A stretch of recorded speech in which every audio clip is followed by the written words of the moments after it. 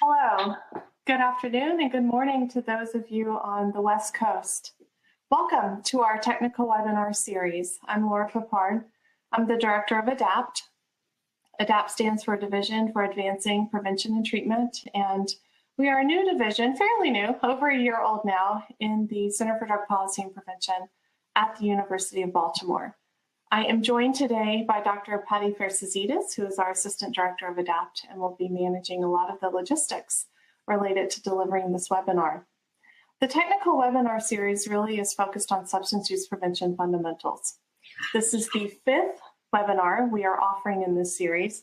We're very excited about it today. We are joined with Dr. Bill Crano. He's joined us today, and we've had a really nice opportunity getting to know him and talking with him initially about maybe offering some general communication principles. And that conversation quickly transformed into, why don't we reshape this a little bit into persuasive messaging? And he convinced us of that pretty quickly in our conversations with him. So we are so excited to have him here to deliver really this neat content today and break it down for us.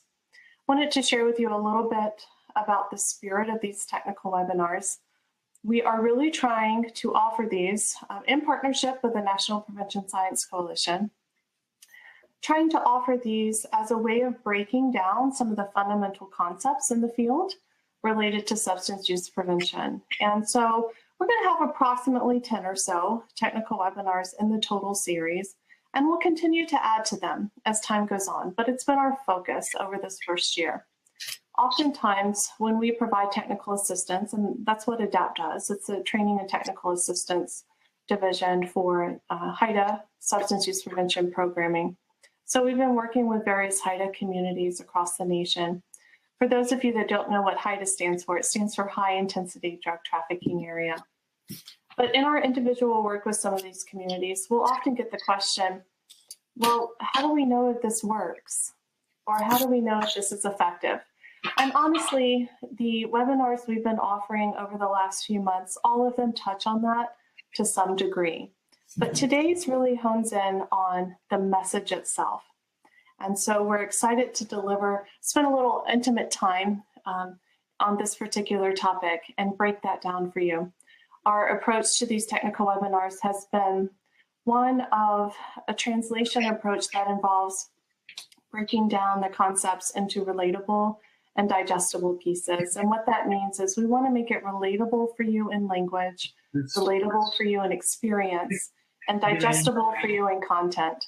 So that by the end of it, when you leave today's technical webinar, you're feeling very comfortable in your understanding of persuasive messaging, and you are more likely to apply it in some way, shape, or form over the next 4 weeks and beyond. And so you will have an evaluation question on that. And we have worked with our presenters. They come as subject matter experts in these fields, but we work with them to really apply that translation approach for you because we do want to honor the spirit of these are technical webinars focused on fundamentals. And so we're here today. I want to just end with some thank yous for Patty Persuasive. Thank you, Patty, for coordinating this whole series. I will thank you with every one of these webinars because I know it's been a challenge, but also very rewarding. I also want to thank Dr. Denny Fishbein. She is the co-director and president of the National Prevention Science Coalition and has worked very hard at securing subject matter experts for all of these topics. And finally, Dr. Bill Crano. Bill, it's been just wonderful getting to know you a little bit better, and we are very excited to hear what you've got to present today. Patty, I'll hand it over to you.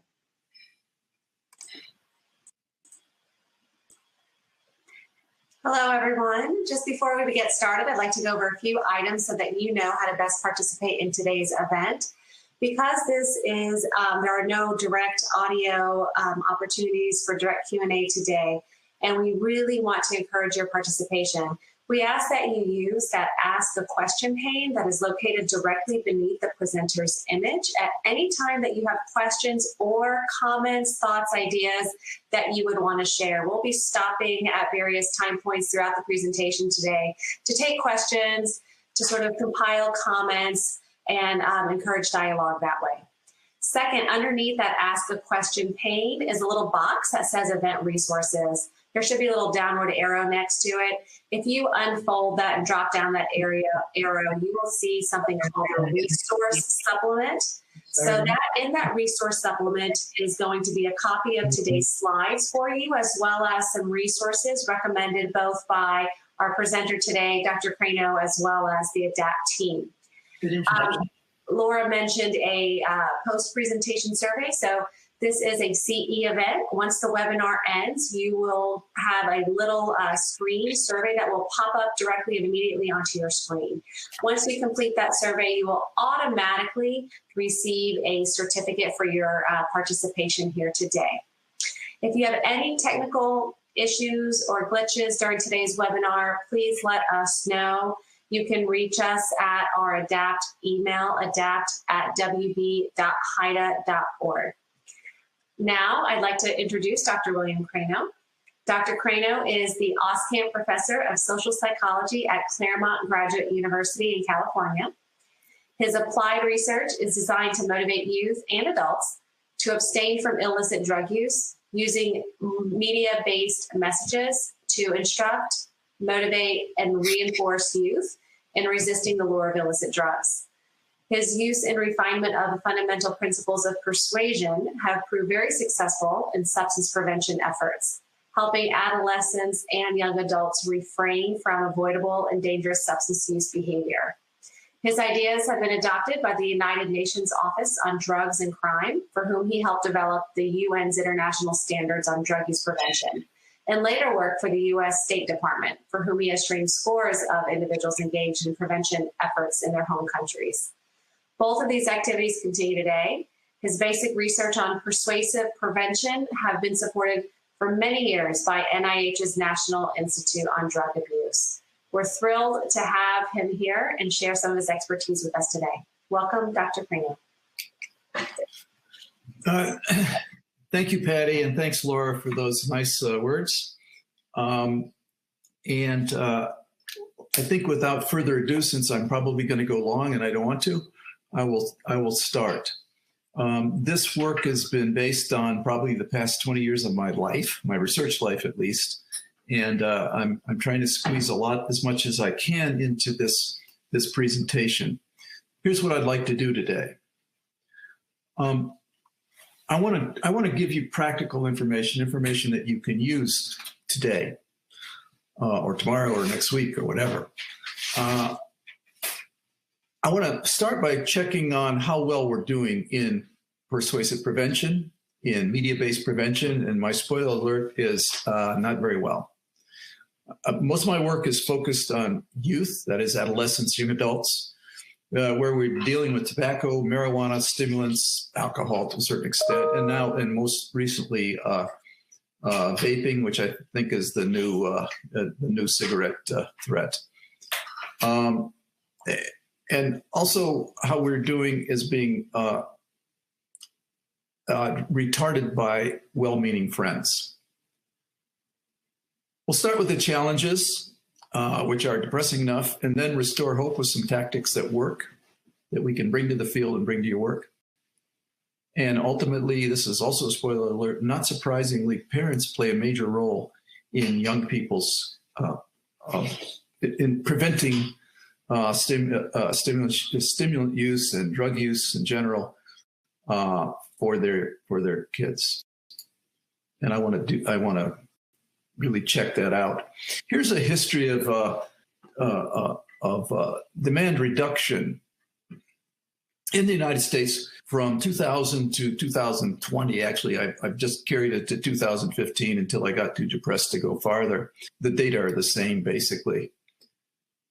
This is the usage rates of, in this case, marijuana for kids in 8th, 10th, and 12th grade. It is produced by the Monitoring the Future core, a group of researchers at University of Michigan. They're really good. They've been doing this for, oh my God, I don't know how long. And they present a picture of what's going on in our schools, released among our youth. It's not a nationally representative sample, but it's awfully close. And what you see, if you're a statistician, you would look at these three lines. And remember, we've spent billions of dollars in both demand and supply reduction in marijuana prevention. And what, as a statistician, you'd look at this line and say, well, that line statistically is flat. It is not going down. This line is flat among 12th graders, around 35% more or less usage rates. Among 10th graders, a little bit less, but still high. And even among 8th graders, it's flat, but it's still around, 10, 12, 15%, something like that. We haven't done anything to drop those curves. Well, we've done a lot, but it hasn't worked, right? And so we really need to figure out what the heck we need to do here. So here are the issues that I want to try and deal with today. First of all, we've been irregularly unsuccessful or irregularly successful in preventing psychotropic substance use using the media, which is what I want to talk about today. But the principles that I'll be talking about of prevention, you can use not just in media campaigns, but in just about any kind of campaign. It could be face-to-face, in-school campaigns, at work, and so forth. They're not stuck there, but I'm focused on media today.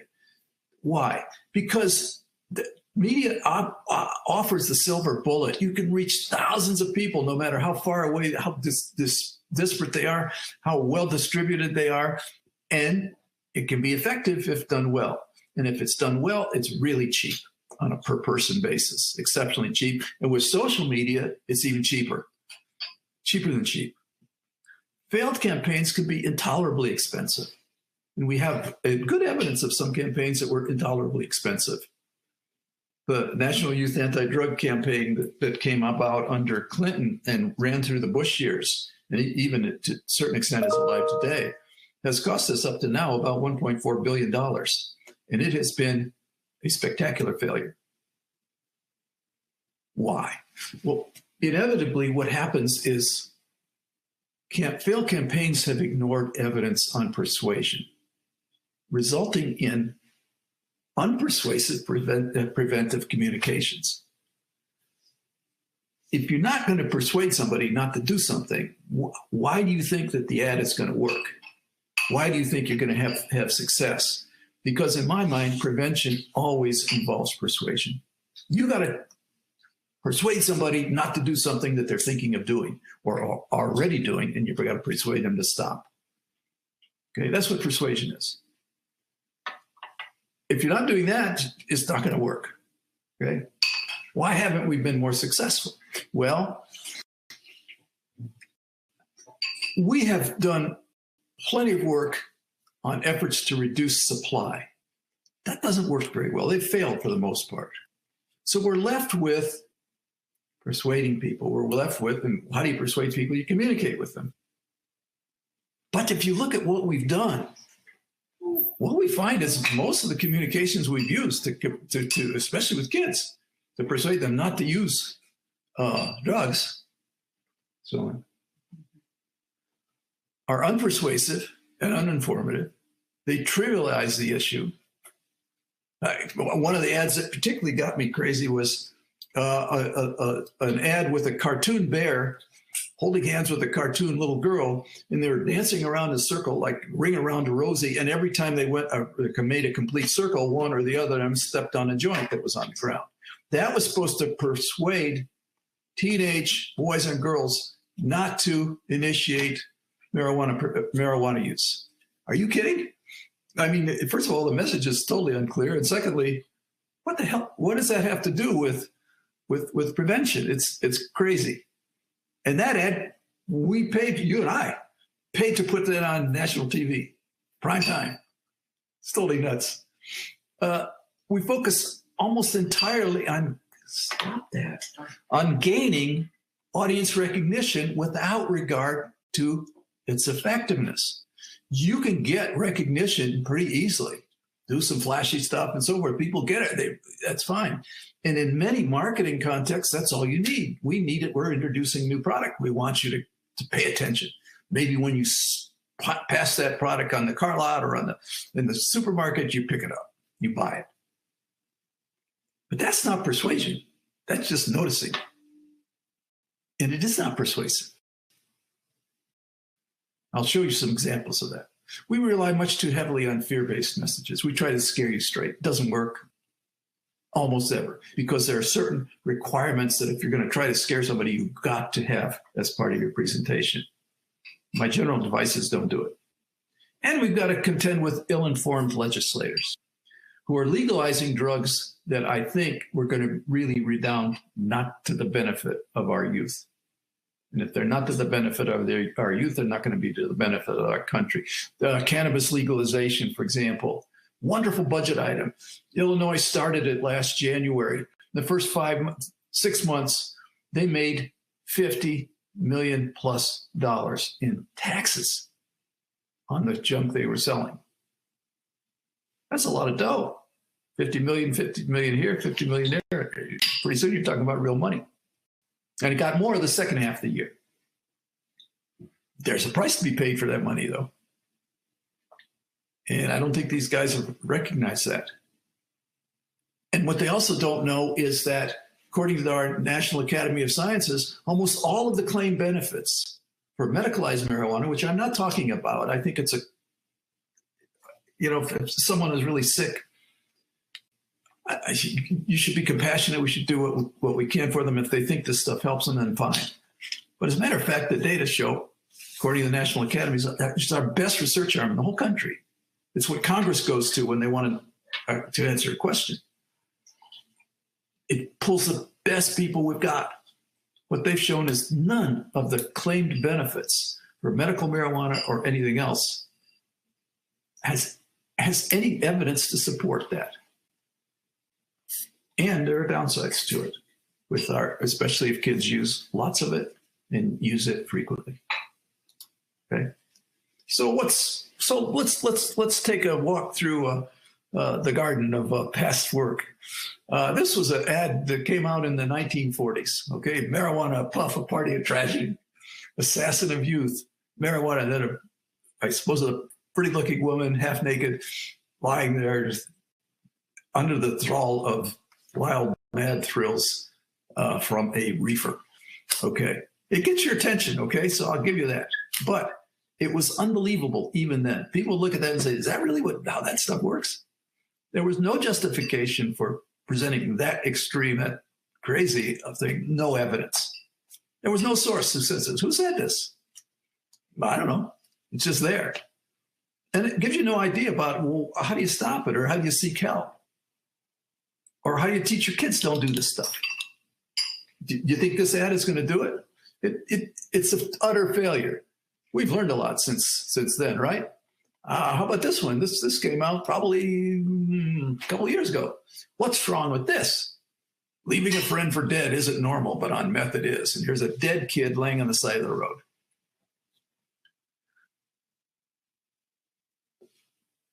Is this reasonable? Let's go back and see how it works. It does get your attention. Is it unbelievable? Think about kids in high school who have friends who use meth. Do you think that they believe that anybody's going to leave their good buddies on the side of the road dying? Where's the evidence for this? What kind of data do you have to say, well, this month alone, 58 kids have been left dying on the side of the road because they were overdosing on methamphetamine. I'm not saying meth is a good drug. It's a horrible drug. We ought to get rid of it. But good grief, if you want to get rid of it, don't do these sorts of things. It's not going to change anybody's mind about anything. Kids are just going to say, that is bull.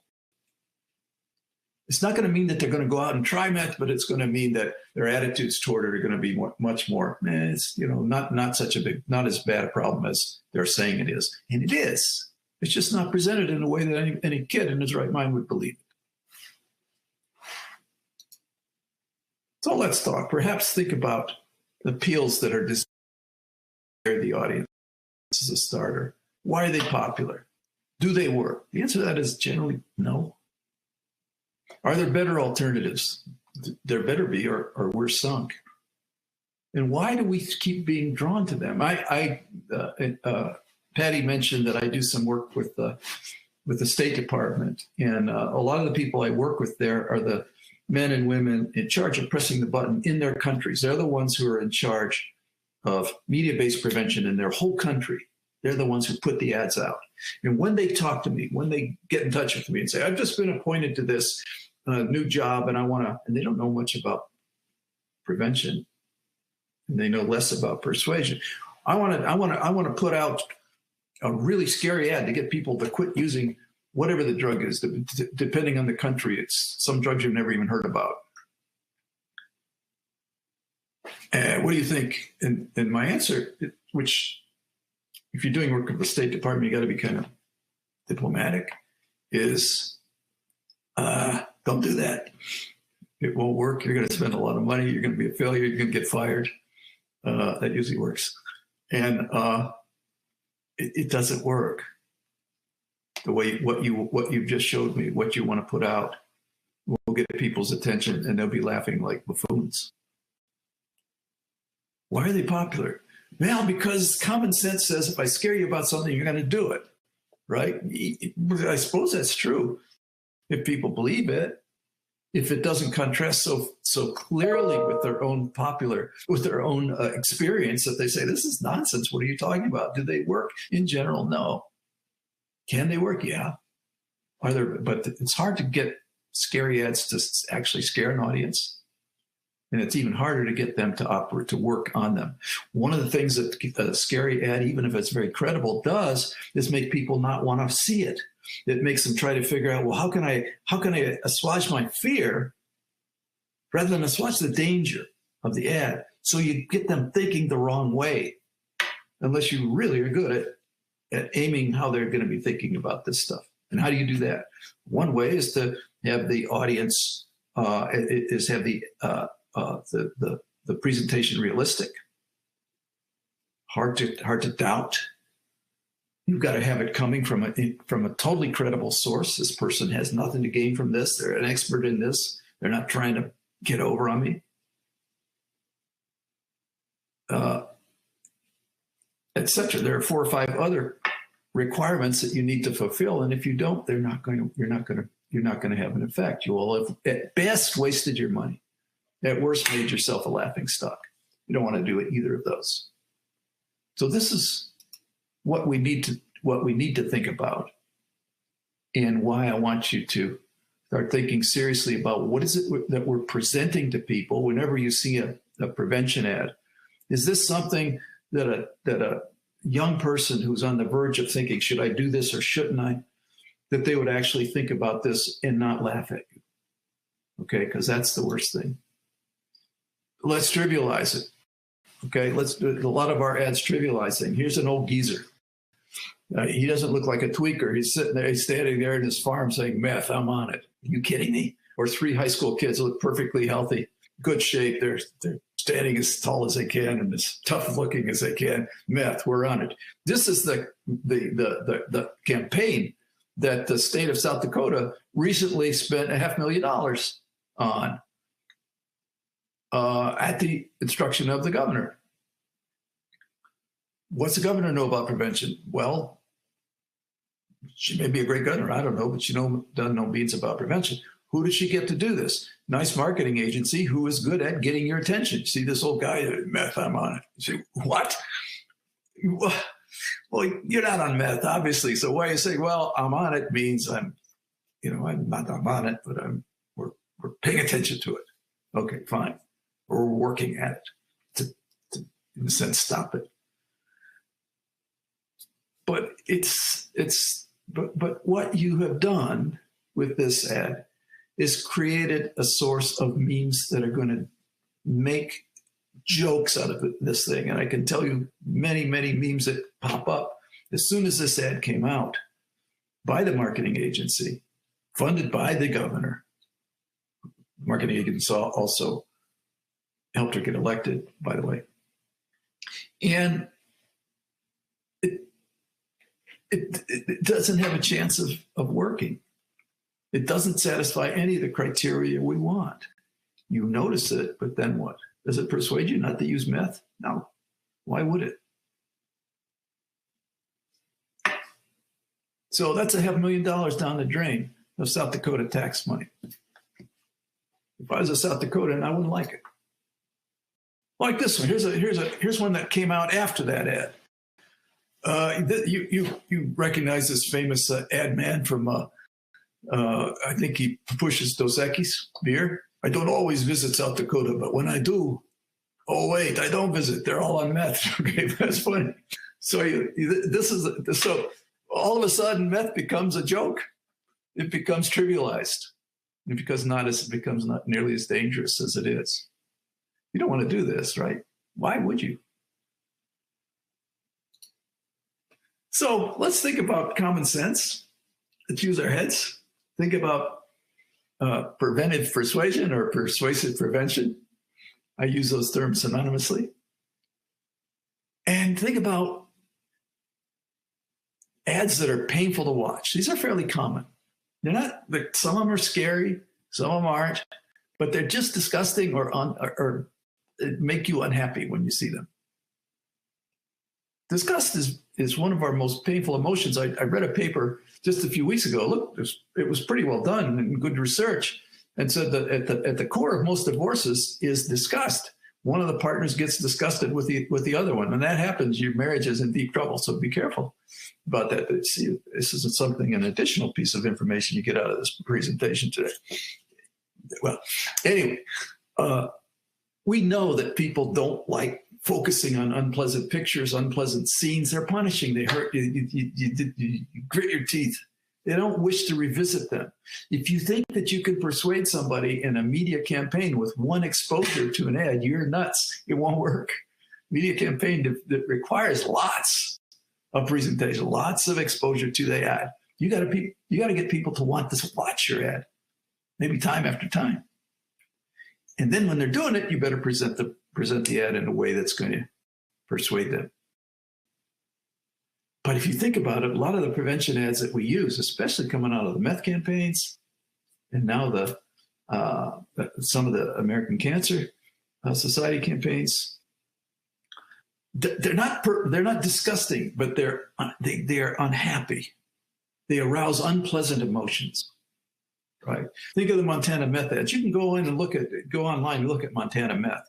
And they have a lot of video section, poster sections, and so forth, where you can see what they're doing. Some of the videos are horrible, where you see a kid with two of his buddies busting into his own home, throwing his little sister to the ground, pushing his mother away, beating up on his old man, stealing a TV set because he's a meth head and has to get out of there and get some money to buy more meth. Do you think that ever happens? Yeah, it probably happens. You think it's frequent? No. You think most kids looking at that think that's a credible thing that could happen to them? If you think that, you know some weird kids. Okay. I want you to look at the next two videos. And when you do it, I want you to be thinking about what you would rather watch. And remember what I've just said. Media-based prevention relies on repeated exposure.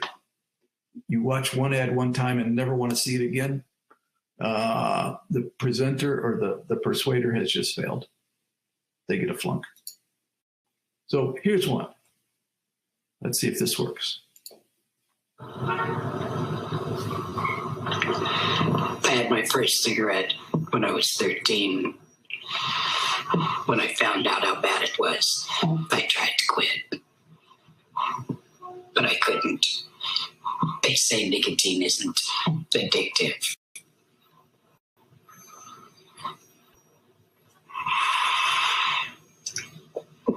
How can they say that? Okay. We'll leave this on for a minute. This is fairly hard to watch. There have been other ads. This was by the Tobacco-Free California, so my state. And I don't have any doubt whatsoever about the good intentions of these people. Many of the people working in the drug prevention field are people of impeccable intentions. But if you think this ad is going to persuade people to stop smoking, you better think again. Okay, it's not effective. It's not effective because once you've seen that ad, especially if you're a smoker, you don't want to see it again. Right? Here's another one. This one is better. This was done by the Truth Campaign. Truth Campaign was an anti-smoking campaign run in Florida. At the time, it was relatively focused on Florida kids, junior high and high school kids. And the idea was to get them to engage in almost guerrilla warfare against the tobacco companies, and in so doing, decide never to smoke. These are the people who would bring body bags in front of the big tobacco industry main offices and so forth. And the idea that this is how many kids or people you kill today with your product. They put out one poster that was especially effective. It said, heck, we don't dislike smokers. We like everybody. We just think that it may be the tobacco companies have to do something strange to get 1,200 people to new users to come on and use their products because they lose that many smokers every day. You know, and the last line is very nice, very ironic. You know, because they die. Okay, so it was that kind of approach that they took. Here's one that I think was an interesting ad.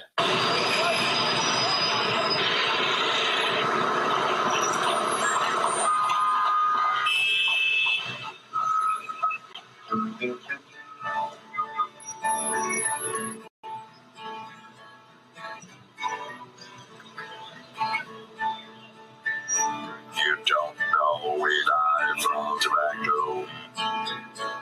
Sometimes you just lose a lung. Oh, you don't always die from tobacco. Sometimes they just nip out your tongue.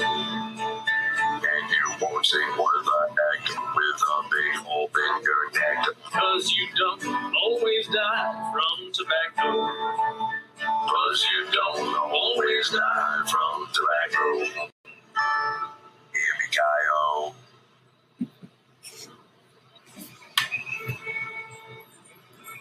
Okay, that was by the Truth Campaign. The tobacco companies hated these people, absolutely hated them. They took them to court twice. First time, they lost their case. Tobacco didn't prevail. They appealed. They lost their case. They took it to the Supreme Court. They lost the case. They did it again with another ad. Restraint of trade, I think, was the claim, or I don't know, First Amendment, something or other, some very strange twist of the First Amendment. They lost the first case. They lost in appeals. They lost it in the Supreme Court. And at that point, the Truth Campaign went out of business because they could not defend themselves anymore. Their lawyers basically cost them so much that they had to quit, right? So Big Tobacco's got a couple of big guns going for it. One of them is lots of money. They haven't learned much about persuading people to buy their products other than using the same old crap that they've always done, which is sex appeal and be a rebel, smoke, and catch cancer. So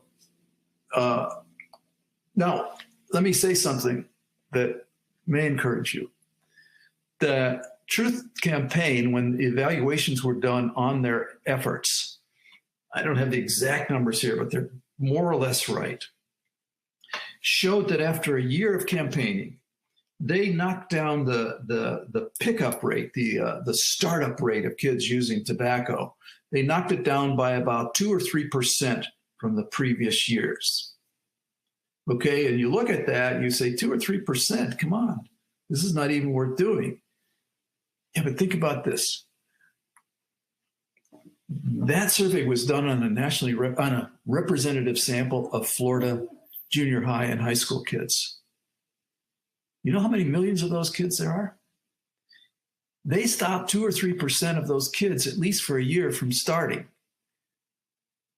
And we're talking about hundreds of thousands, 200s of thousands of kids who were put off from smoking by ads like that, by the Truth Campaign. That's why the tobacco company was so intent on getting rid of them, because they need 12 to 1,800 new smokers every day to replace people who have quit, because they've died.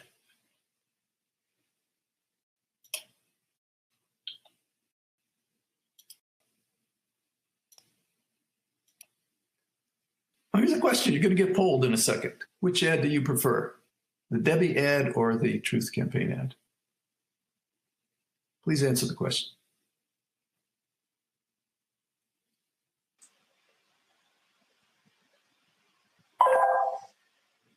Oops. That was the ad. The questions are now up for the audience. Please go ahead and select your choices and hit the submit button.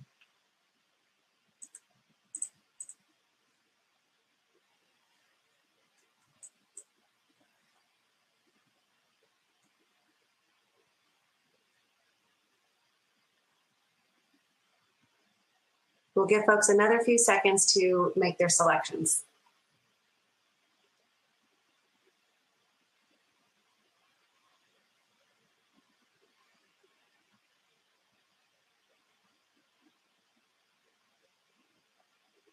Okay, more people are continuing to submit responses. We'll wait just another moment or two.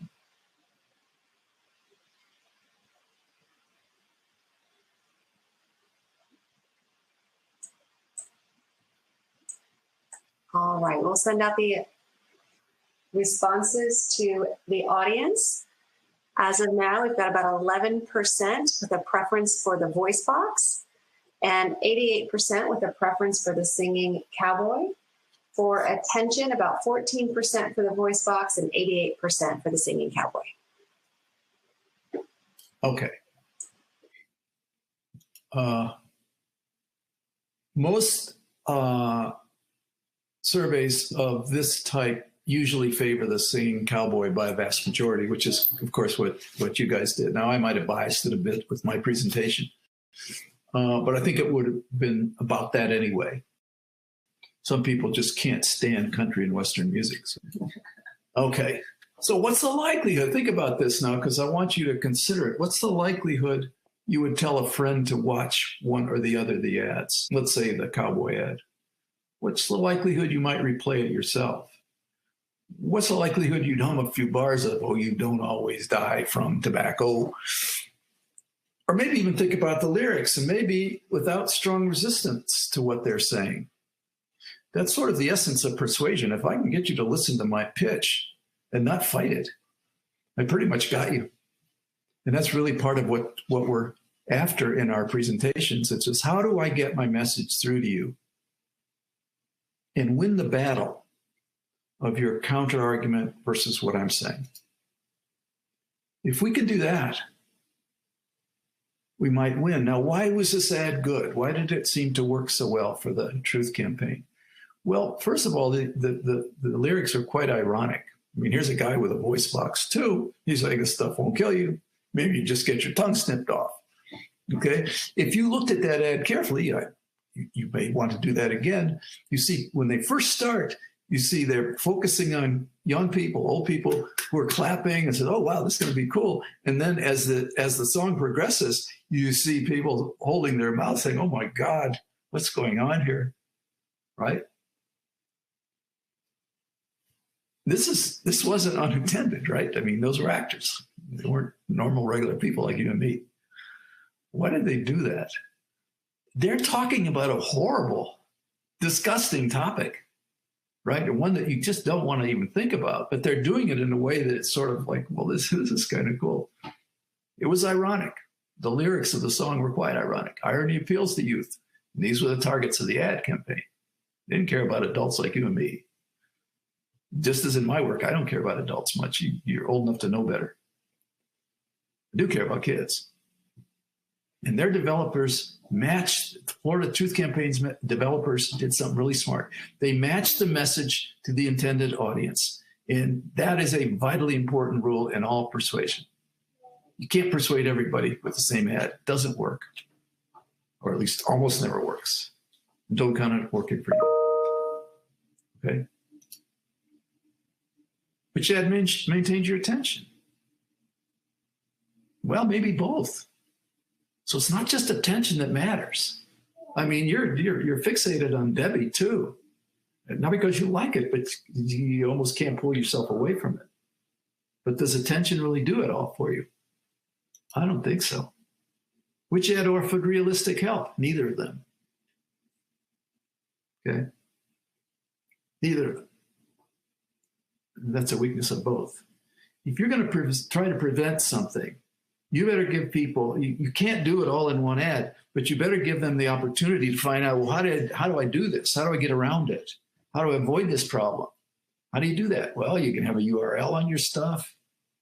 If you don't have it, you don't have much chance of really having a long.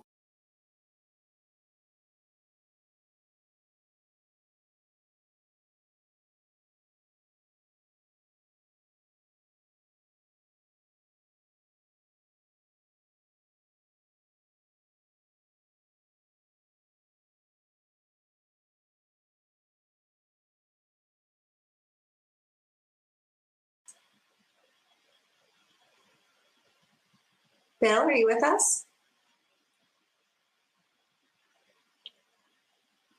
Hang tight, folks. Looks like we may have encountered a quick technical difficulty.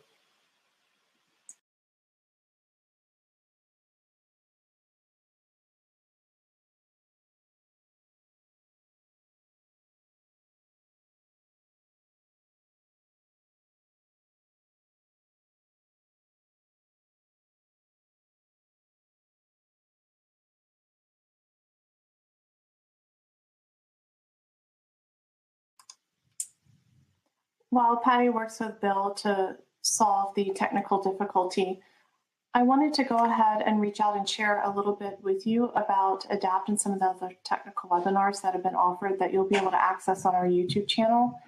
In your resource supplement that you all will find at the lower right-hand corner, I believe, for you, and you're able to download it, you'll find some information on ADAPT. Within that supplement and within that section on ADAPT, you'll see a YouTube channel link, and you'll be able to connect and subscribe to the YouTube channel there. Underneath there is a playlist of technical webinars. The first couple technical webinars covered program planning and evaluation and were offered by Dr. Robert Lachos. Those are extremely good if you are looking to develop a logic model in a very sophisticated way. He actually describes a BDI logic model, which focuses on behaviors and determinants and indicators that you need to build in to really represent your process for achieving your outcomes. So that logic model breakdown is within the program planning webinar. He also offers the evaluation webinar on that playlist, and that breaks down thinking through different forms of outputs and outcomes and attaching those to your goals and ways of measuring your impact. We also then offered a risk and protective factors technical webinar immediately following that. And the risk factors webinar really focused on those risk factors, not just for substance use, but as you all know, they're often tangled and intertwined with many other variables. So that was a starting point. Dr. Diana Fishbein from the National Prevention Science Coalition did deliver that particular webinar, extremely dynamic. And that was followed by a webinar delivered by Dr. Tony Biglin on protective factors. And both of those were memorable. I have to say that Patty and I both have learned a lot, and we've been in this field for a while from all of the technical webinars that have been delivered so far. So I encourage you to go on there and connect with ADAPT to go ahead and get connected with that playlist.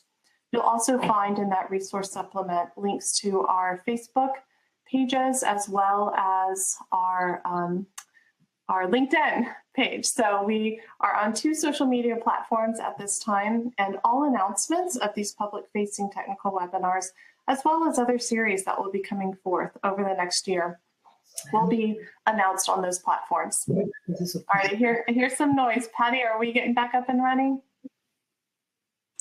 I'm back, if that's what you mean. But I'm not sure I'm on here. You are back and you are on. Okay. So what have we got?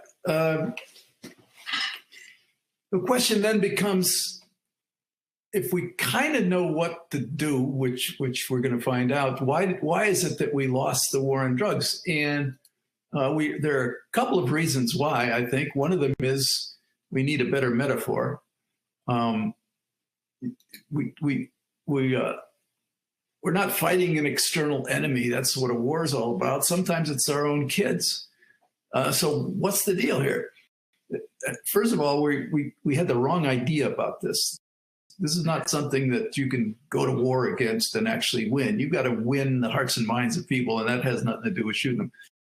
War was lost for many reasons. One of them is there's a very big problem. Well-heeled industry lobbyists, think of Oxy, and ill-informed legislators.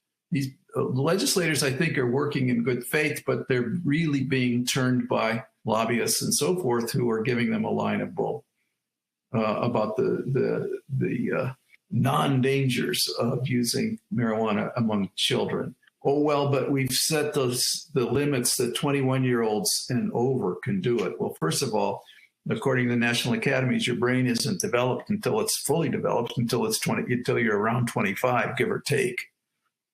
Okay? So the laws inevitably are undershooting. And secondly, the idea that what the National Academy has found is that if you smoke a lot, smoke heavily, and frequently as a youth, it will stop brain development. Brain develops from the back to the front. The front is more or less the seat of reason and logic and risk avoidance. If you don't get to there, you imagine being a 40-year-old and having a 16-year-old brain, what that must be like. You know people like this. I'm not saying they smoked a lot of drugs, but it's not a good thing. Okay? And our legislators don't seem to know that. They don't seem to know that when you legalize marijuana for recreational purposes for 21-year-olds and over, that younger adolescents, usage rates of younger adolescents skyrocket. How's that? Well, how can that be? It's illegal for them. Right. Don't argue philosophy, argue with the damn data.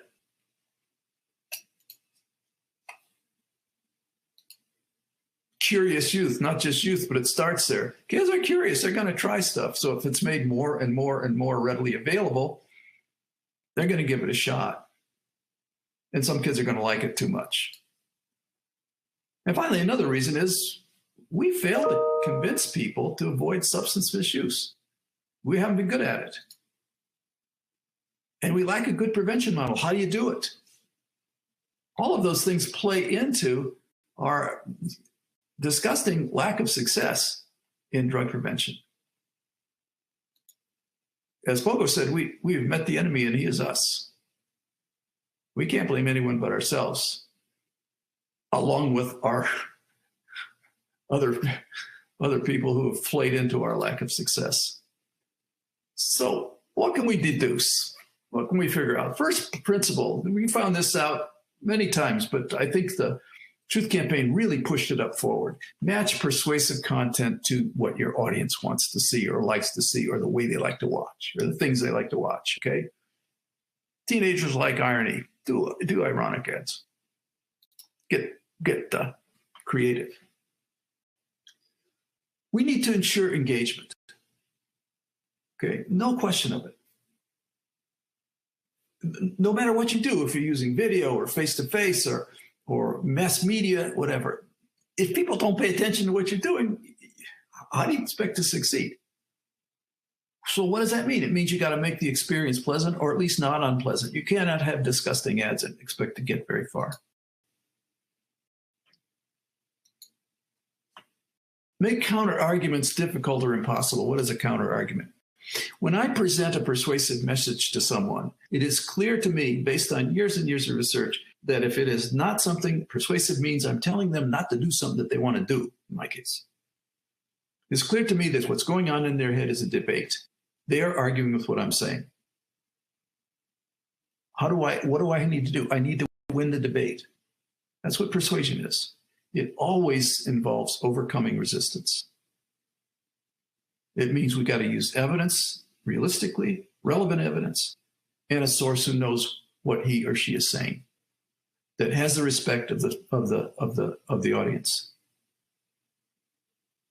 And be smart about it. Don't talk about, warn about issues that may develop 20 years from now. If you use this, if you smoke a lot of cigarettes, by the time you're 60, you may have lung cancer.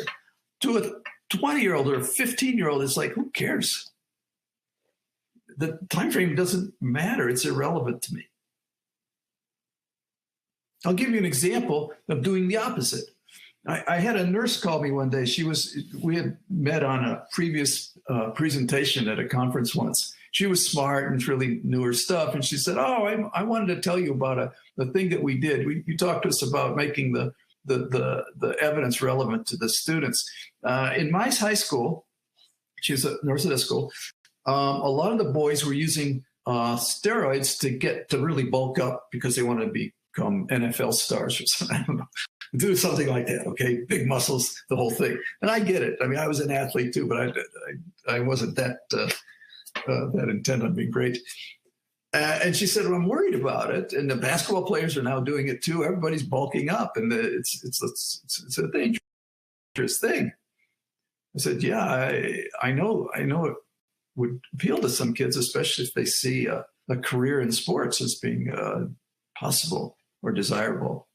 She said, so what I did is I had an assembly with all the athletes, and I started talking to them about it. And I told them how the drug worked and the fact that you could, that it would sort of do what they wanted to do, which is you could work out longer without your muscles becoming totally fatigued because of the steroids. And so consequently, you could work out more, and that would build more muscle, obviously. She said, and I went through the few good points of why you might want to do this. And then I went to the few bad points about it. And we were talking only to the men who were misusing these steroids, only to the male athletes, I should say. Some were misusing them, some weren't using them at all. That'd be my group. And she said, but the downside is this and this. It's not good for your kidneys. It's not good for this and that. And if you use them enough, boys tend to develop breasts, and with the more frequent use than that, you tend to shrink your testicles. And she said the problem went away. It wasn't there anymore. So if you make the counter arguments kind of impossible or difficult or credible, and in some ways, I don't want to do that, you may be successful.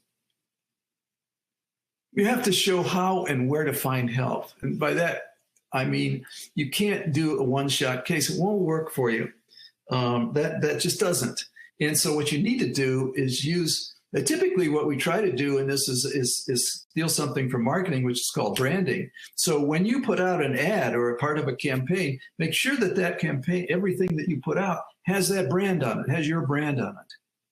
Could be Adapt, it could be something else. And the good part about that is typically if you have a good experience, if you have a success on one ad, that opens the door. That conditions people to think that, oh, let's see what this one has to say. It's from this group. You build on success doing this. On the other hand, if you have a stinky ad out there, your brand's going to be mud and it won't work. But you have to have more than just presenting lots of messages. That doesn't work. Frequency doesn't do it. You need frequency. It's necessary, but it's far from sufficient. Think about the Just Say No campaign that came out when Nancy Reagan was the president or vice. Well, I don't know what she was, but anyway, she was the wife of the president. But she was very, very influential. And she was justly worried about drug use in the country. So she pushes this campaign, Just Say No. Didn't work. Why? How do you just say no? Let's say you're a teenager and you're, I was going to say main squeeze, your girl or boy who you're most attracted to comes up to you and at a party and says, hey, I got a joint. You want to try it with me? what do you say? A lot of kids would say, gee, I didn't really want to. Okay, yeah, let's give it a shot, see what happens. How do you just say no then? All right. So it takes something. It takes some training. It takes a little bit of thought, maybe some prior thought. Maybe you might say, oh, I'm an athlete. If I do that, man, and the coach catches me, I'm off the team. I can't do it. Or, boy, if my father catches me with that smell on my coat, I'm dead. Although with current rules, your father's probably getting high too. So anyway, you need to worry about this. You need to worry about, how can I show kids, people, how to get around a problem that they want to get around but don't know how to. Okay, that has to be part of your campaign. Other important considerations, something called framing. Positively framed messages in prevention seem to work better than negatively framed ones. What does that mean?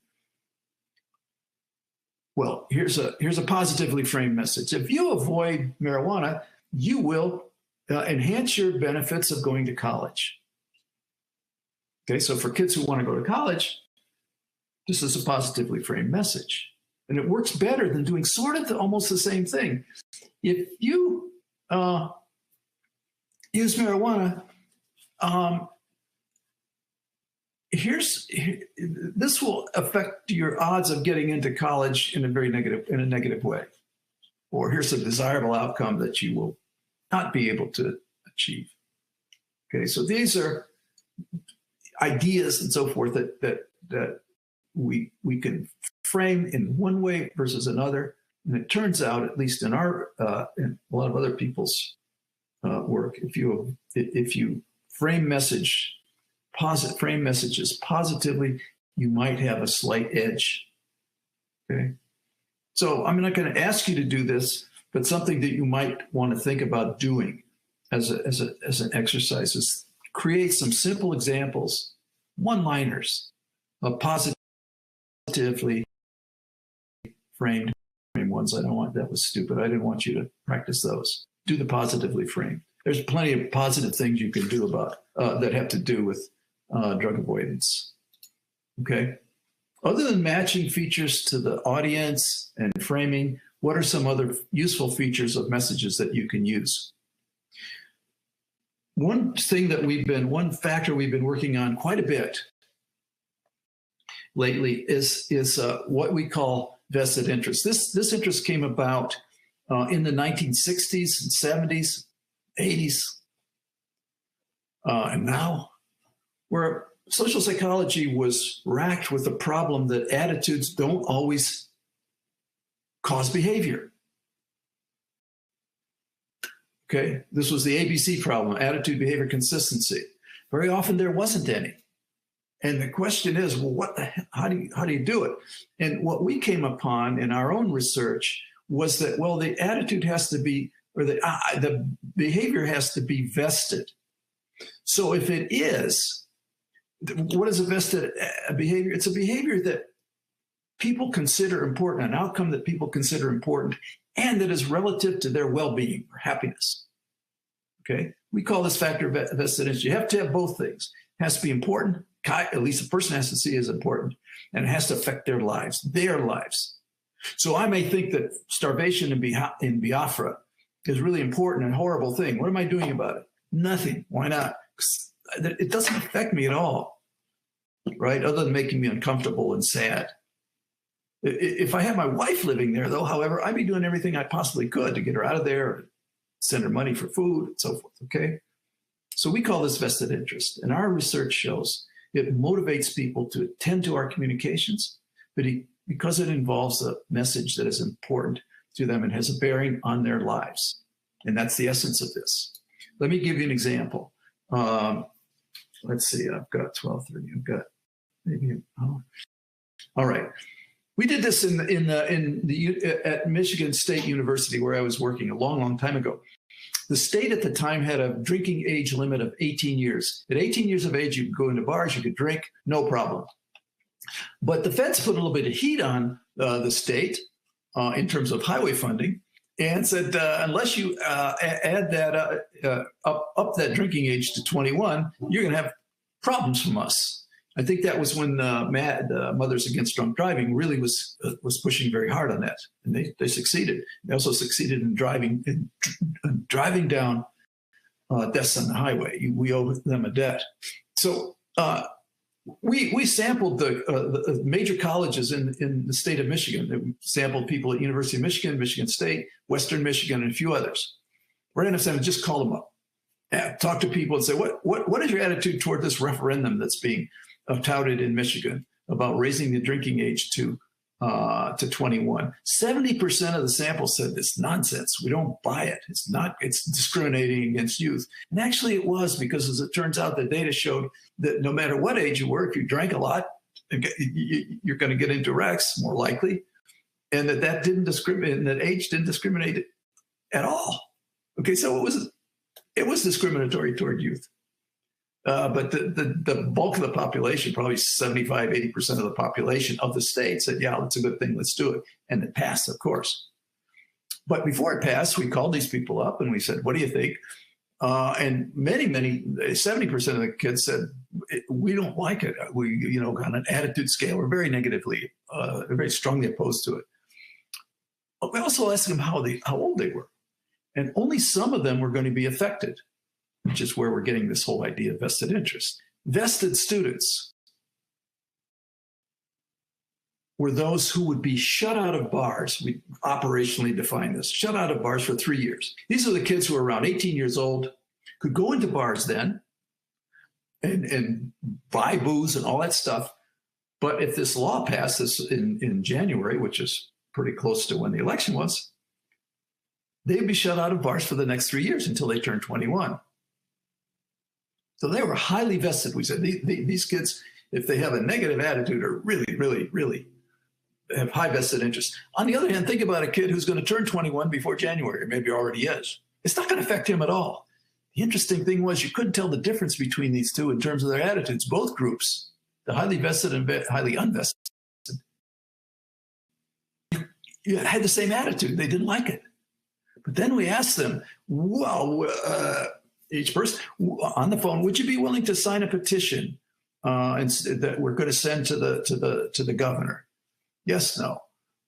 If yes, how many would you be willing to work for us to beat back this referendum? If so, how many hours would you be willing to invest in doing this? The correlation as a function of behavior, when we put those three behavioral measures together, sign a petition, work against it, how many hours? That measure was quite good, hung together nicely. When we correlated that with whether the person was highly vested or not, the correlation was 0.84. That's about as high as I've ever seen in the psych literature. It's almost perfect. And what does it mean? It means, perfect in the sense of within the bounds of how good the scales were. What it means was, if you're highly vested, you're willing to work against that referendum. If you weren't, even though your attitude was very negative, you weren't willing to do anything. Okay. We used that idea. That was a paper we published a long time ago. But a more recent one had to do with the non-medical use of prescription stimulants. In a lot of schools, our most competitive universities, you got up to 40% of the first-year class using stimulants, non-medical use of prescription stimulants. That is, they weren't prescribed for them, or if they were using them wrongly. Why? Because of the perception that if I can use these things, I can stay up later around final exam time, study better, get better grades, and I won't get kicked out and have my father kill me when I go home. Okay? The point is, however, is that these things don't work. Plenty of research says that these things have no relationship to the outcome, to your grade point outcome. They just don't. Oh, well, tell that to a kid and they say, you're nuts. I know it does because my roommate did it. He never studied and he uses these things and all of a sudden he's getting A's. Kid would have gotten A's anyway.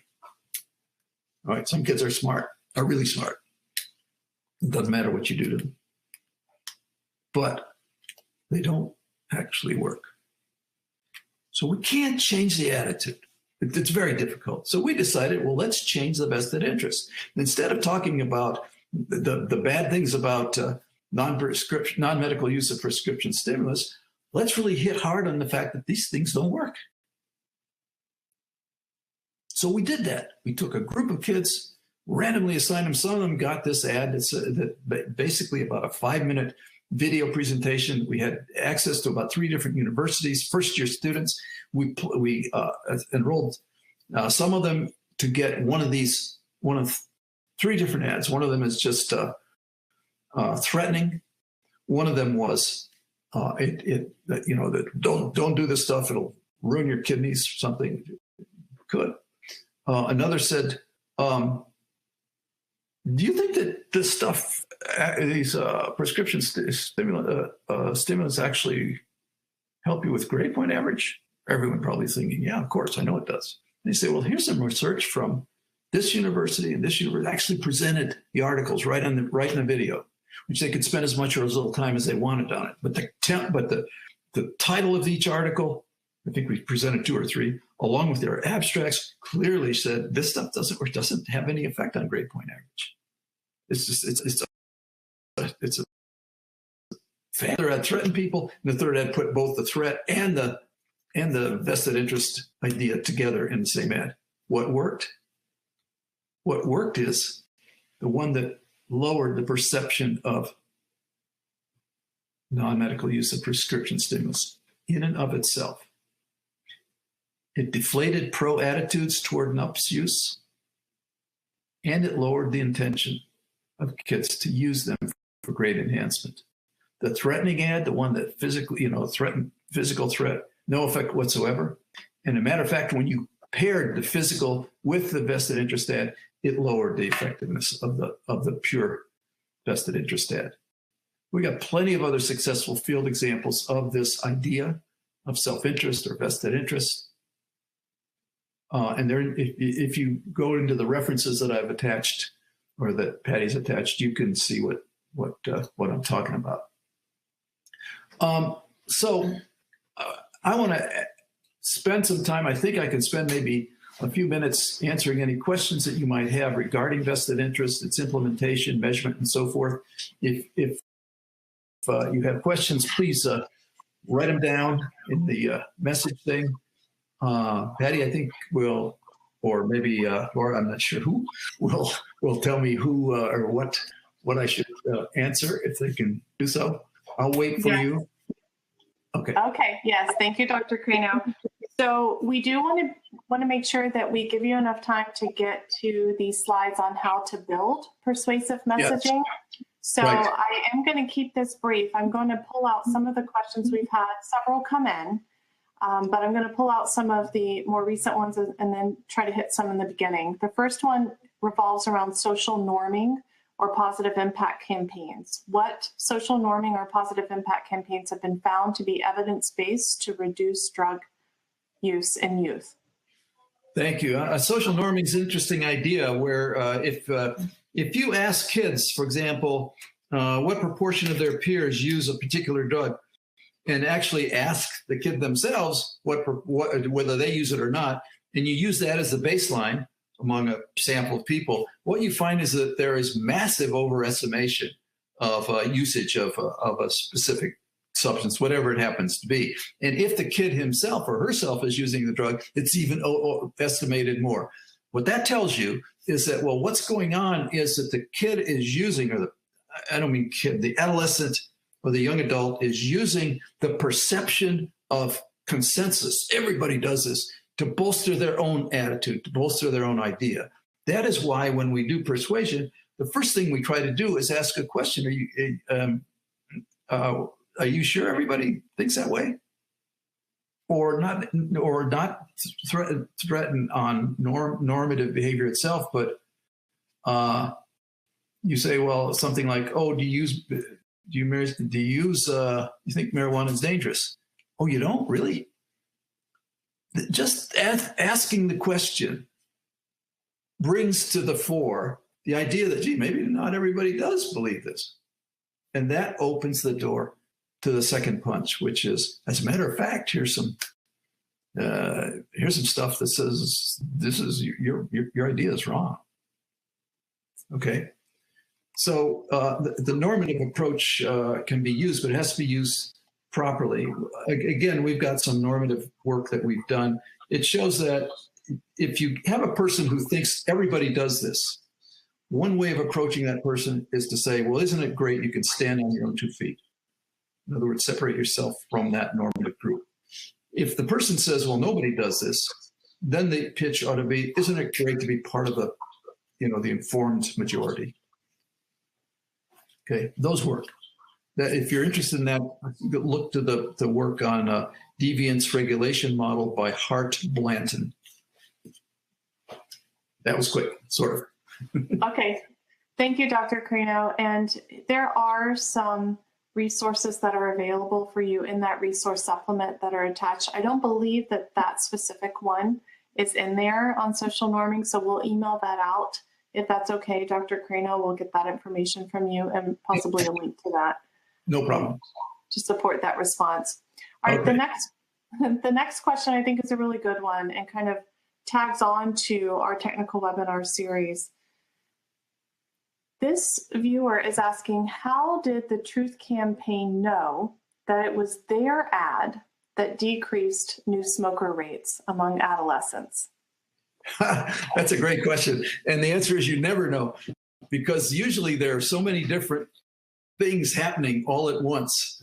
But usually how you would know, I think, is when the campaign started, you have baseline data going on there. You know when it ended. You know if people actually, if you get recognition from what you're presenting, right? You can ask people, have you seen this ad? Have you seen anything about the truth and so forth? Or you can show an ad or show at least a piece of an ad and say, have you seen this? Have you seen this? And if you get a stronger effect from people who say, yeah, I've seen it, than those who didn't, you don't know, but you have a pretty good idea that this thing is working or it worked for you. But the question is good because sometimes in a community, you may have 3 or 4 different prevention campaigns working all at once. And the nice thing about media-based campaigns is they can stitch all this stuff together. And that's something that I'm not going to talk about today, but it's something we've attempted to do in a lot of communities where it's like, well, let's put this with this and this. And all of these people now you've got a critical mass of work hitting the whole population. Okay. Okay, thank you. And just one more. This is actually a case example. We had a viewer write in. She's giving you a campaign message or a tagline, right? And this is what it is. Know, K-N-O-W. So the word know, your no, N-O, before you go. Know your no before you go. What do you think about that one? Is that good? She's asking. Yeah, it's nice. You're predicting resistance, or you're practicing resistance. How are you going to say no to this? Right. So you can have stuff all prepared. If this happens, this is how I'm going to deal with it. And it works. It gets you out of some sticky situations. Doesn't always work, but it does. It works well enough that that's a good idea to do it. You might want to make it more clear as to what you're talking about, but I think most people would catch it. Okay, let's go on. Applications. So how could you induce perceived vested interests? How could you take advantage of ambient vested interests? That is the stuff that people already know. Use existing vested interests to foster abstinence from marijuana or meth. Think about this. I don't have time to go into it, but think about it. Suppose you know a young man who wants to be an athlete in college. Okay, so now you know something about what this person wants, what this person desires. You ought to be able to create an ad that builds upon that thing, that I want to be an athlete in college, that builds upon that highly vested outcome, right? So your ad ought to push toward that direction. How about a young woman who wants to join the Air Force Academy? Okay, laudable goal, not easy. But let's say the person has a chance, and you might want to talk about to that group of kids, let's say, who have high academic achievement goals. how to do that. And part of it may be avoidance of drugs and so forth. You can do it. You just have to know what they want or what the audience is, where the audience is sitting, what they care about a lot. If you could do that, if you can isolate those people, you can certainly do it on social media now, right? You might have a chance of actually getting some really strong outcomes to take advantage of. Critical role of parents in prevention of their adolescents, children's substance use. We found they have a huge role to play. Most simply, parental monitoring works if it is applied reasonably and with clear behavioral rules. In other words, they got to know what it is that is acceptable and what isn't in the house. But parental monitoring with warmth works even better. So you can't be just, I'm watching you like the warden of the prison. That works, but it doesn't work for very long. And as soon as the kid gets out of your sight, you're in trouble. But if it's presented if you have a very warm relationship with your kids, and I know that's hard sometimes, you are going to avoid a whole lot of problems. One without the other isn't maximally effective. I can send you some stuff on this if you want. I didn't plan to present it, but then at the last minute I do. And don't think, well, when the kids are out of the house, it doesn't. It does. I mean, kids in their 30s still listen to their parents. Parental reactions can have, even very subtle ones, can have powerful effects. This looks complicated, but it isn't. This is a study that we did on a 4-year campaign. We're doing the first 2 years, second 2 years are the same. This here we added, how much exposure have you looked at? This is of the parents. How much exposure did you experience in this ad campaign? Okay, the more exposure, the more what positive was the person's attitude toward communicating with his or her child. Subjective norms means the more the person believed that my friends and significant others would approve of my talking to my kid about this stuff. Perceived behavioral control, it had no effect on my capacity to do it. This is what a lot of parents really are bothered by. My kid knows more about this stuff than I do. I never talk to him about it. It's like, why don't you learn? All right, I never use that, but it comes to mind. Okay, but perceived behavioral control, that is, do I know what to say? The ads didn't do that because they were aimed at kids. So it didn't help the parents much. But even so, their inherent perceived behavioral control has strong impact on their intention to communicate. All of these things with these 3 little asterisks after them means that this effect is statistically significant at 1 in 1,000. That is, it's a chancy effect. By chance, this is likely to occur maybe once in 1,000 times, which ain't much. So these things had just the exposure they had a strong impact on the parents' intention to communicate. Usually parents' self-reports about how good a parent they are meaningless. They don't predict anything. The kids' report on how good a parent he's got predicts everything. But here's the question. Did that intention to communicate actually happen? Did that communication happen in the second year? That is, a year after we took the original data. And here you got another strong effect, 1 in 1,000 by chance, that the kid reported, that those parents who intended to communicate did. They affected the kid's attitude toward marijuana use, not their perceived behavioral control, because the parents didn't know much. It didn't affect parental approval, what the kid thought might be parental approval, because all kids think their parents would approve them of not using drugs. But the attitude toward marijuana use had a strong impact, negative impact, although I forgot the sign there, on their intentions to use marijuana, as did the child's perception of behavioral control. So the ads can make a difference. They can really matter to what the parent does and what the kid absorbs from that parental behavior.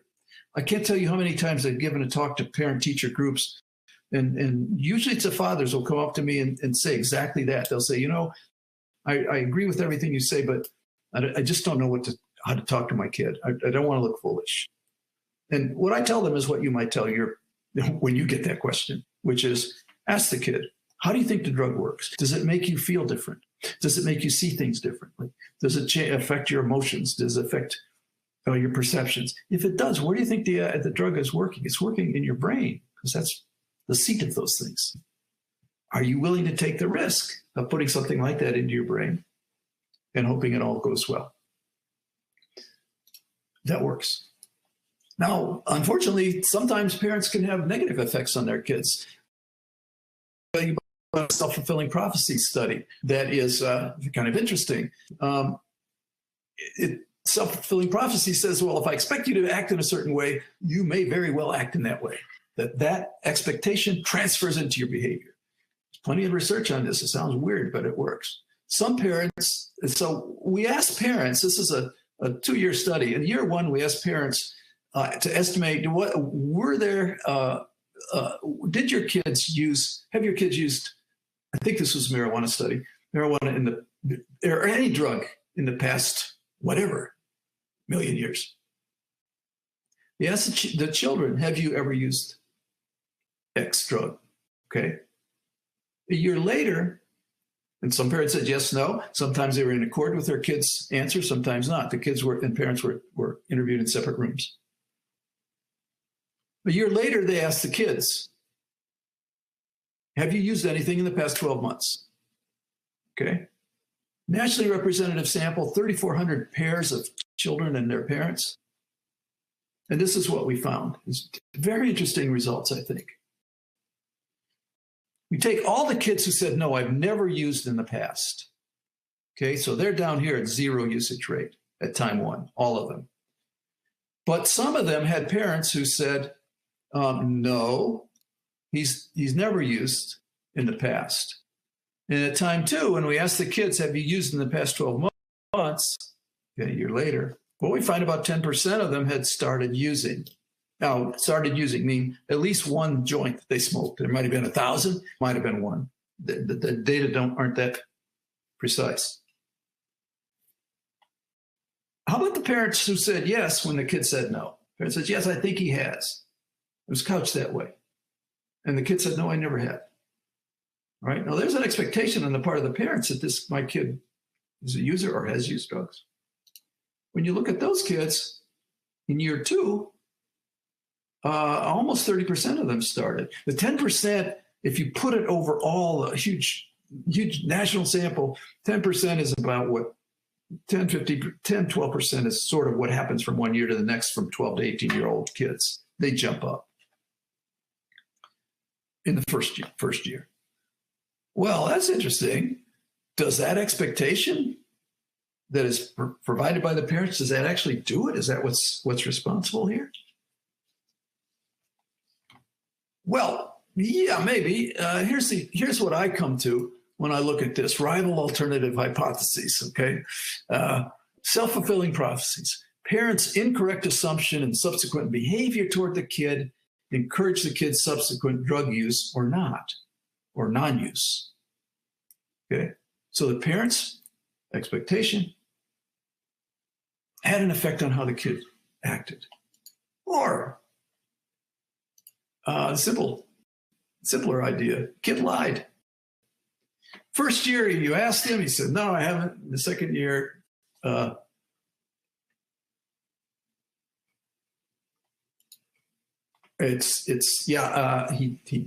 did use. Okay, parent knew the report and reported it, and the kid, all of a sudden, from one year to the next, became honorable. Didn't lie anymore. Really? I don't know about that. So let's look at the kids who didn't have this social desirability problem. These are the kids who at time 1 said, yes, I've used. They're all here at 100%. Now, what happens with them? Well, if the parent said, yes, my kid has used in the past, and the kid says yes, at year 2, they're down around 84%, 83%. Okay, so there's a drop, probably maybe because some of the kids at time 1, when they used once, they didn't like it, it got them sick, got them in trouble, whatever. How about the parent who said, no, my kid has never used? What do those kids do? So that's the expectation of the parent. Those kids from one year to the next dropped to about 62%. That's a real difference. And it's hard to explain away. So since I'm getting very short, I'll skip to this and go to the equip model. I have 5 minutes, right? Is that correct? Yes, you do. Yes, you do, Dr. Crano. And I do just want to mention here, while we still have people on the line, we are really trying to honor our time frame of 2:30 to 4 o'clock. That said, I believe, Dr. Crano, that you mentioned earlier on, before we started the presentation, that you might be willing to stay on for some of these additional questions and answers. Yes. Is that still the case Absolutely. today? Okay. Not a problem. So if it's okay with you, what I'd like to propose is that I think the equip model is extremely important for them to hear about. And so if you could give an overview of that, but then also we'll supplement maybe with some additional information in the email that comes out to all participants. Okay, the additional information, I've already sent you a whole chapter on where it comes from and how it works.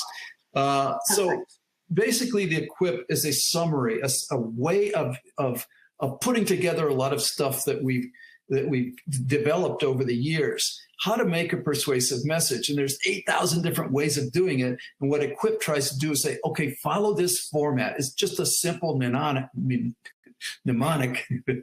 that describes what needs to be done. By following that sequence of events, of message development without deviation, you can create something really good. What does equip stand for?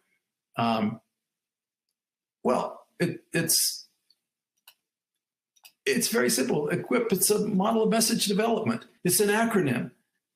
Each of those letters, EQUIP, stand for what you need to do. Okay, here's what you need to do, and in this order. You need to engage, get people to watch your stuff and keep watching it. You need to question the belief that you need to change. You need to undermine that belief. Oh, you really believe that? Gee, there's some data there that doesn't show this. You have to inform. That is, give them something to bite into. And then you have to persuade. What does that mean? I'm going to go into a little bit more detail. Engage, attract, and maintain attention of your audience.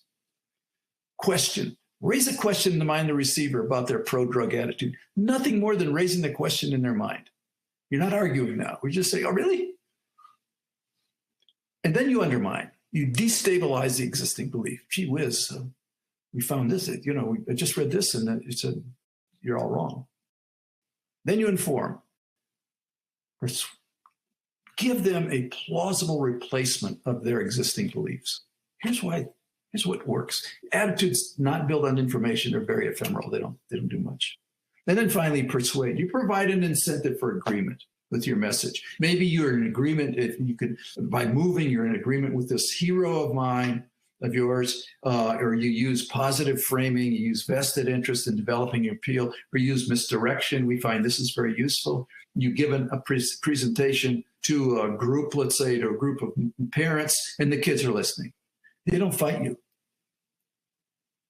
And under that circumstance, you get the message in without strong counter-argument. Once I get the message into your head, you're stuck. You're stuck with it. And it works nicely. I'm giving you a scoring sheet.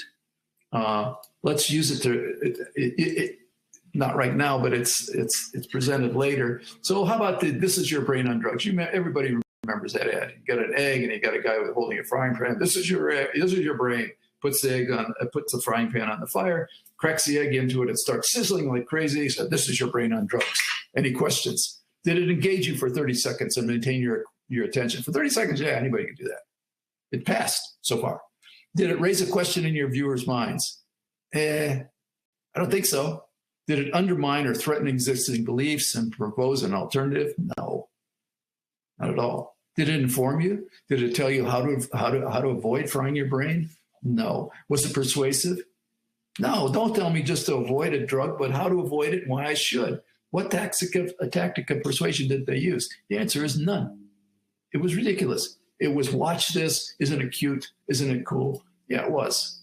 And I'm done. That was fast.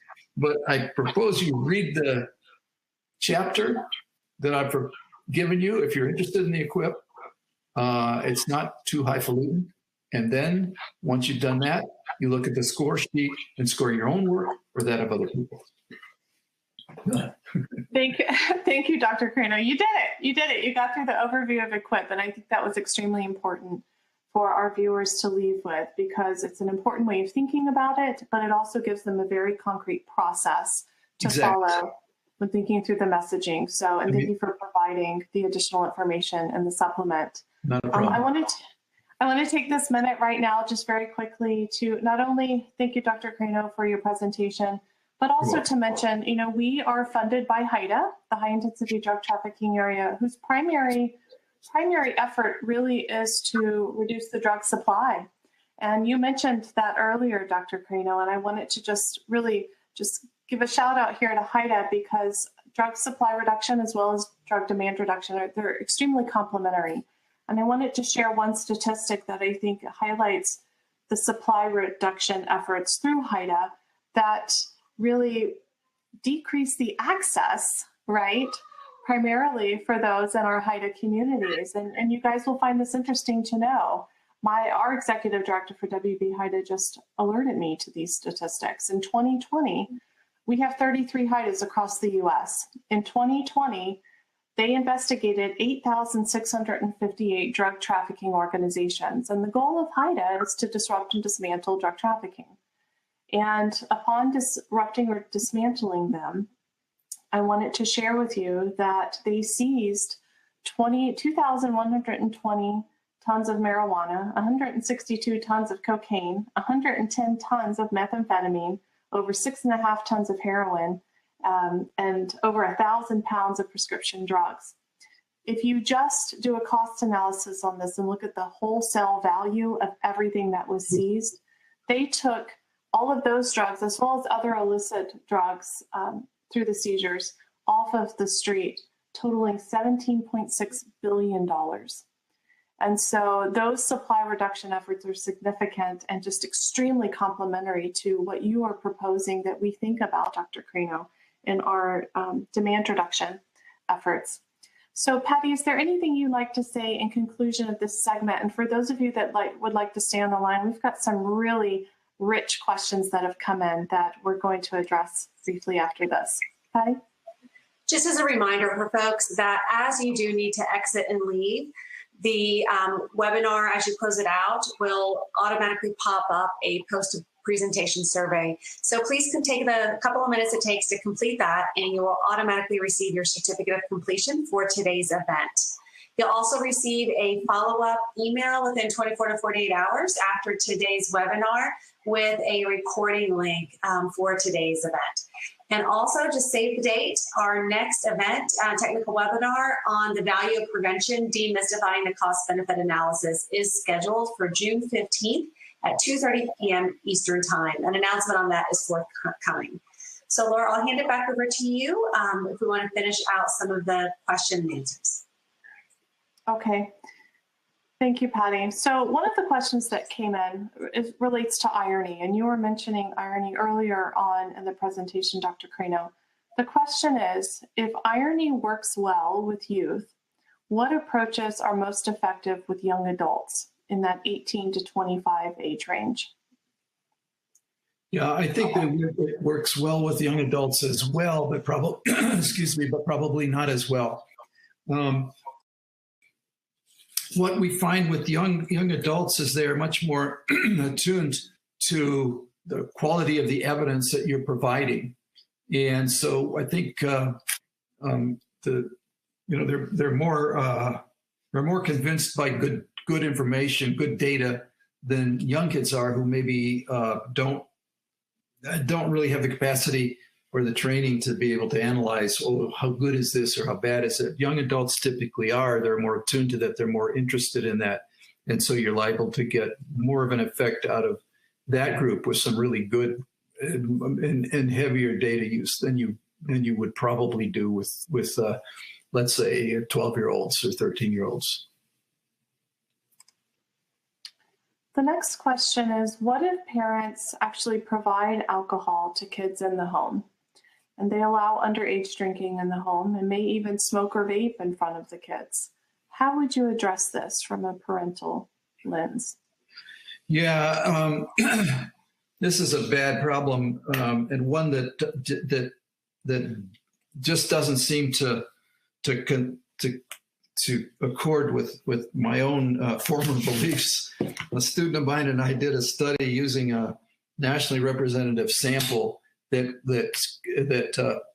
followed parents and their children for over 30 years, for more than 30 years, when they were little kids and so forth. And we found out some really disturbing findings for me. Like in my house, when our young kids were little, not babies, obviously, at Thanksgiving or Christmas, we'd maybe have a bottle of wine around the table, and the kids would be semi-curious, and we thought, well, we'll demystify alcohol by giving them a drink, a swig. And all the time, every time we did it, the kid would take a swig and like, this is awful. How could you possibly drink this? Okay, and we thought, well, this is going to be good. What our data showed, however, the analysis showed, is that parents who did that were much more likely to have children who binge drank in high school, who binge drank at the college age, whether they're in college or not, and who at the age of 30 were more likely to have an arrest record than those who didn't do this stuff. So simple kinds of things. Had to do also with parental monitoring. If you don't monitor your kids very well, they're going to get into trouble. More likely to, that is.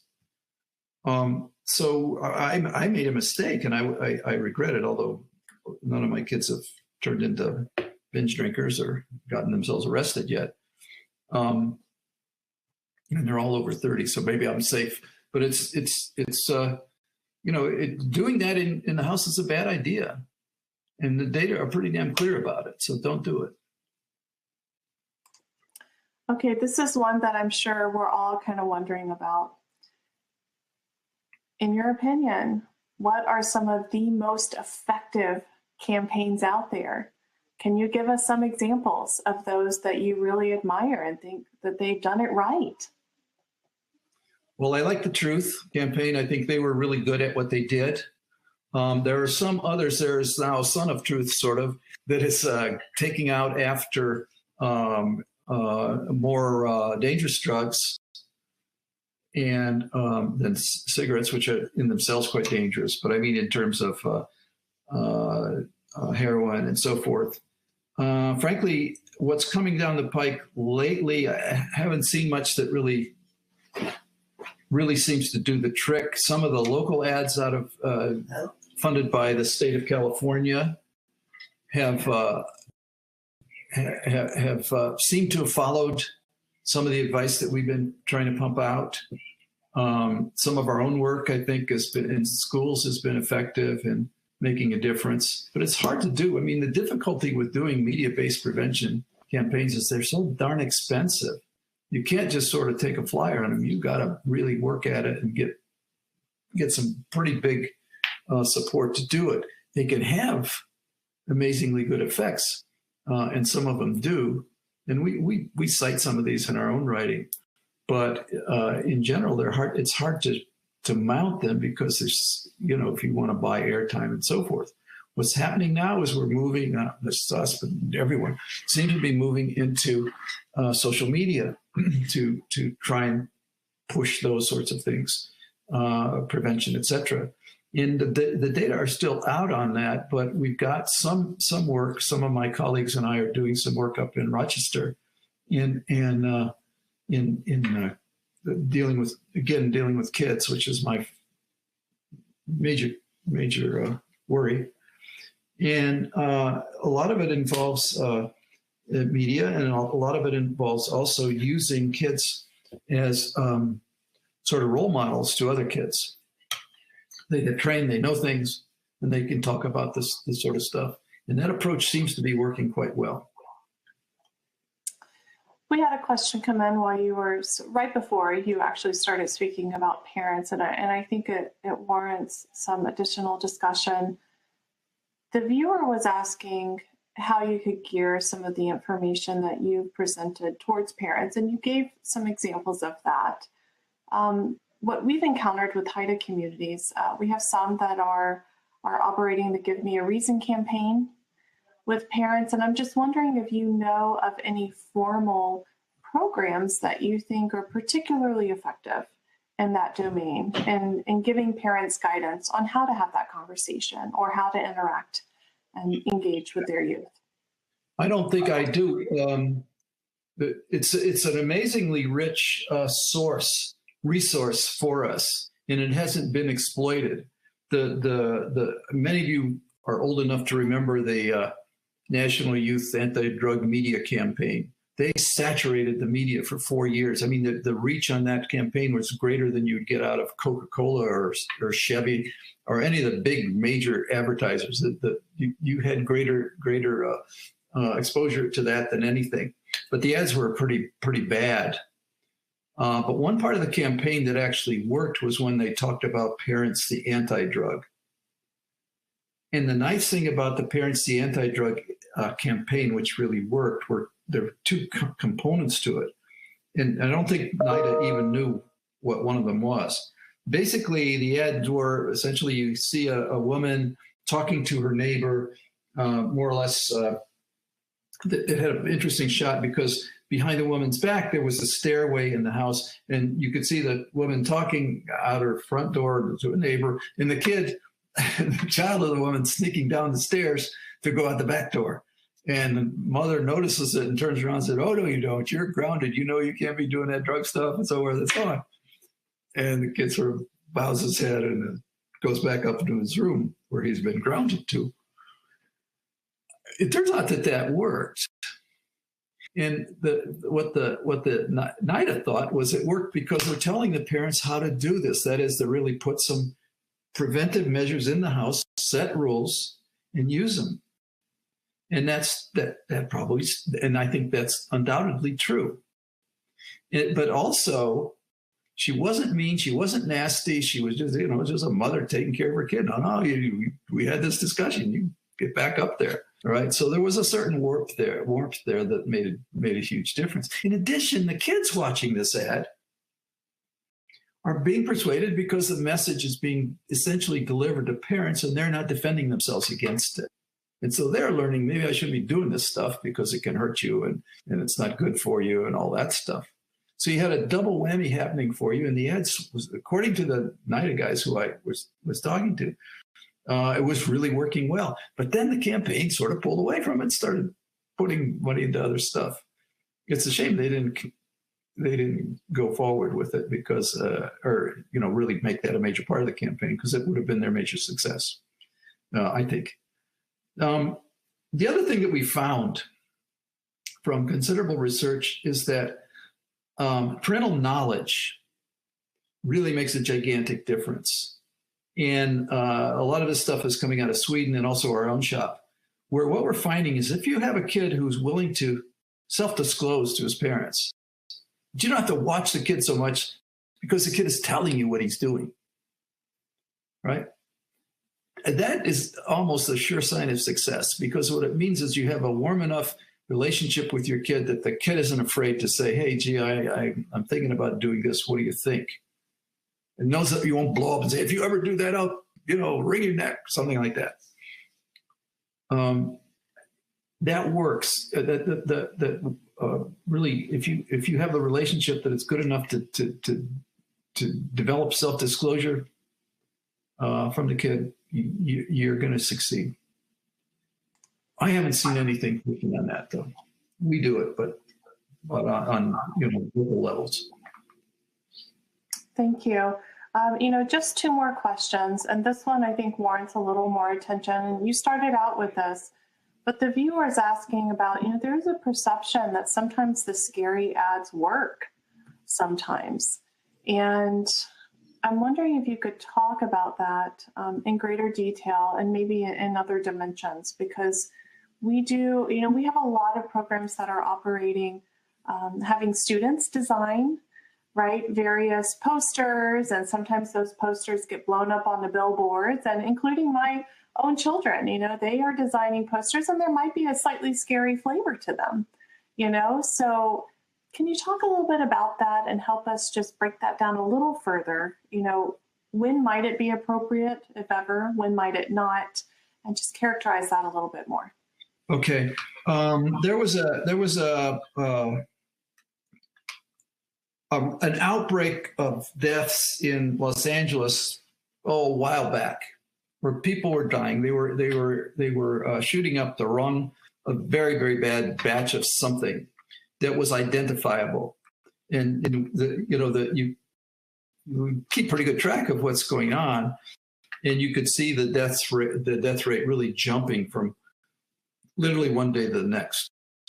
And when people got in and started discovered what was going on, they said, "Oh my God, it's this particular batch of something with this particular sign on it, on the bags, that this is very dangerous stuff." So they immediately went and saturated the airwaves with that information. Don't use this. The reason why you see everybody dying is because of this batch is tainted, or there's something really bad about it. And that worked. Okay, and that was, to my mind, that's quite scary. It worked because, in fact, the evidence was there. You weren't just scaring people for the heck of it. They saw what was going on. They believed the frightening message. So the question then becomes, how do you create a frightening message that people believe? One of them, you don't overblow it. You don't say, "Oh, yeah, if you do this, your brain's going to come out your ears." I mean, come on, nobody's going to believe you. Or if you do this, or if you overdo meth, you're going to end up beating up your parents. It does happen, yeah, but it's so rare, it's so unusual that most people won't buy it. So what we try to do, or to advise, I don't use scary ads anymore. I mean, partly because I use young kids, and most young men are unwilling to admit that you scared them. So you don't know if your treatment worked or not, if your intervention worked or if it didn't. But more than that, I don't like to do it. One of the things that's important about a scary ad is that you should have some basis of legitimacy. Who's saying it? Why do you think this is true? Why should I believe you? Okay, that's true of almost all ads, but with emotion-arousing ads or emotional ads or frightening ads, you better have some pretty good juice behind you saying, "Look, this is true. We know what we're talking about." Okay, so that's one of the things. Another thing is there has to be advice in the ad itself as to how to get around this problem, and it isn't just say no. That's not very good advice, or not very advice that you can use much. So you need to have a really good persuasion going. You have to have the scary part, in a sense, realistic. That the people actually believe that, yeah, this could happen, or it's not a 1 in a million shot. You have to have somebody presenting it that is impeccably credible. And you have to have advice as to how to get around the problem. If you have all of that stuff going, and that's not too much to ask, you got 30 seconds or a minute to do it, which is a long time. You can do these kinds of ads, but you really, but if you fail, it's not going to cause people to start using drugs, but it just causes you to lose the money or time or opportunity. So whether or not a kid can stumble onto that and do that in a way that actually persuades people, it's certainly possible. But, I'd want some pretty good evaluations of that to make sure that the outcomes are as you think they are. Thank you. So we have just a comment. One of our viewers mentioned that, oftentimes he's experienced, like many of us have, that as preventionists, we spend a lot of time putting up messages that we eventually have to explain for non-prevention people, and that they are a little ambiguous. And I just wanted to draw out his comment. The last question is, and this has come up many times, social media, right? And the influencers on social media, they're pretty powerful, right? And they have an impact. In your opinion, how can we compete with that as preventionists?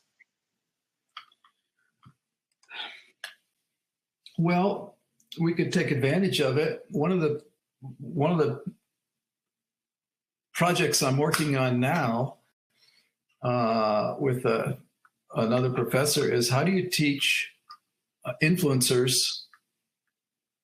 to send the right message, because they seem to be highly credible. So you got a lot of people who are listening to them, believing whatever it is that they say. How do you get them to say the right things? And in some ways, it's fairly easy. These people are willing to listen to what you have to say, and if it sort of fits with their perception of who they are, they're willing to well, I wouldn't say be trained, but to listen to what you have to say and to use it in their own terminology. So you don't just sort of fight the influencers, you try to get them on your side if possible. And, it'll turn out that if you've got an influencer that's telling people something and it's working for them, keeping them alive, they're probably going to get more of an audience than one whose advice causes people to get sick or dead. So you use that. I mean, another thing about the social influence approach is that one of the nice things about it that is much more difficult with a more general mass media approach is you can really target your audience. There are certain audiences who flock to one particular kind of site or website or URL, others to different ones. You've got an audience that has self-selected themselves into a pot that you want to use, or you want to take advantage of, in the sense that, well, now I know what these people are interested in. I can use that in building messages that they will listen to, that they want to know about.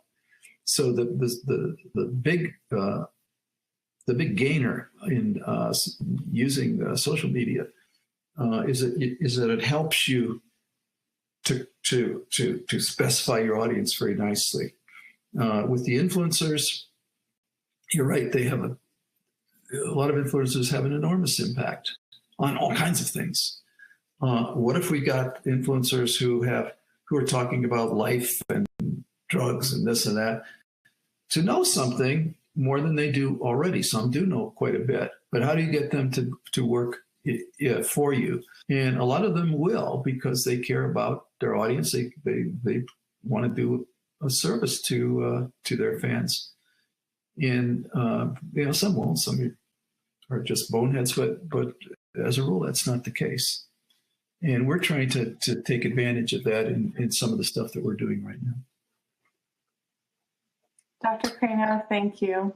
Thank you for spending this extra time with us. We appreciate that. I know that the audience does as well. Thank you for your presentation. Your email is on the slides. If anyone has any additional questions, they can reach out to you. And our email, the ADAPT email, is available for all of you as well in that supplement. Thank you all for joining us today. And we'll see you next month for our webinar on the value of prevention and demystifying the cost-benefit analysis. Cool. Have a good one. Laura. It's been a pleasure. It really has. Thanks again for the opportunity. Bye-bye.